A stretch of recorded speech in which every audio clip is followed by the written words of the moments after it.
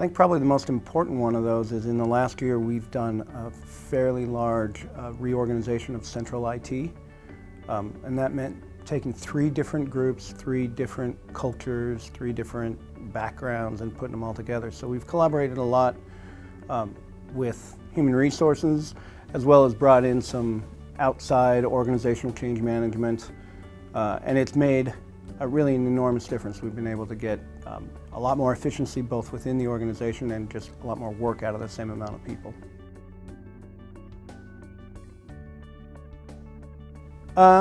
You know, like I say, this year has really been about that organization, and we have really tried to take a multi-dimensional approach to helping build a stronger IT culture.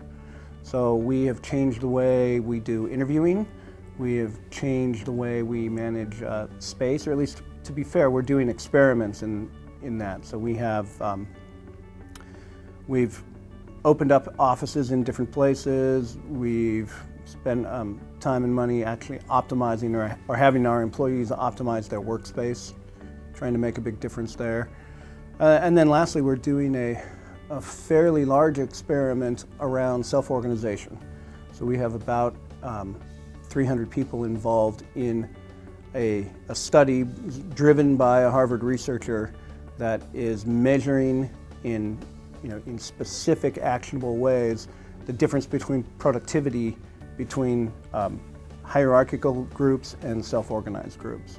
And that's only been going on, the formal experiment's only been going on for a couple weeks, but we've used self-organization within a smaller team for about 1.5 years, and they've measured about a 40% uptick in productivity, just in the throughput with the same number of people, but just take the managers out of the way and let the employees decide their own priorities based on well-known sets of goals.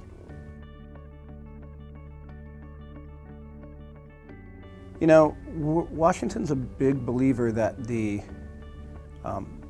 quality of IT that you get when you have mission-driven people is different than and I don't mean quality in how good it is, I just mean that the service has a different quality to it when you have mission-driven individuals that really think they're making a difference in people's lives.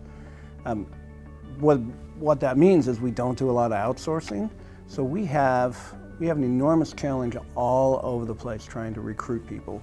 So some of the experiments I was talking about before are really that we're doing them within my agency, but we're doing them in combination with state HR and in many other cases with partners outside. But they're all in an attempt to address that larger workforce problem.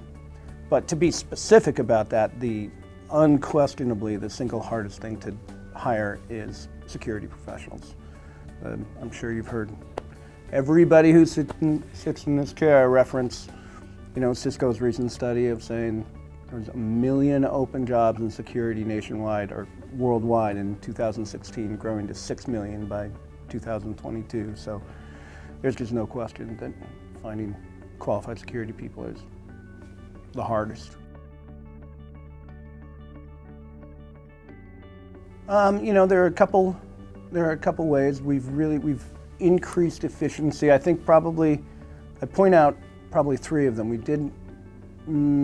We're in the process and well along the way to modernizing our licensing systems, particularly at the Department of Licensing and motor vehicles. So, they have very clear metrics on the number of citizens served, the amount of wait time, et cetera. So they've actually increased customer satisfaction by over 200% while decreasing the number of physical DMVs out there. And overall, their number 1 metric is time standing in line, which they've brought from something like 14 minutes down to less than an average of 2 minutes. So, and all of that has come from modernizing the IT systems, bringing on the web, et cetera. So, I think that's an example of where citizens are really benefiting. I think another example that we're particularly proud of is in the last year we hired a chief privacy officer. As I mentioned, I think he's the 3rd of those in the state or in the nation, at a state level. So there's no real model for his job. So he made up his own job, and one of the things he has done is really focused on consumer education. So we published a privacy guide, 20 pages of tips and techniques and ways that you can control your own privacy, and created a new website. Done a lot of customer outreach. Alex, our CPO, has done 20 or so different speeches at libraries and local towns. So we think that trying to anticipate some of the big consumer issues and get out in front of them is a way that streamlining our IT is going to make a difference to our citizens every day. I hope Washington's known to be a great place to work. As I said, we really believe that the kind of service that mission-driven individuals deliver has a different quality to it. And so we're spending a lot of time making, we have a name for it. It's reinventing the public service experience. We're trying to rebrand public service as a place that, that people aspire to, particularly as the current crop of kids coming out of school are, it's very clear they're demonstrably focused on making a difference on an individual level, and public service is one of the places that you can do that. But the brand public service has really been sullied over the years. It used to be good enough for government work was a badge of honor. And now good enough for government work means you just barely got over the minimum bar.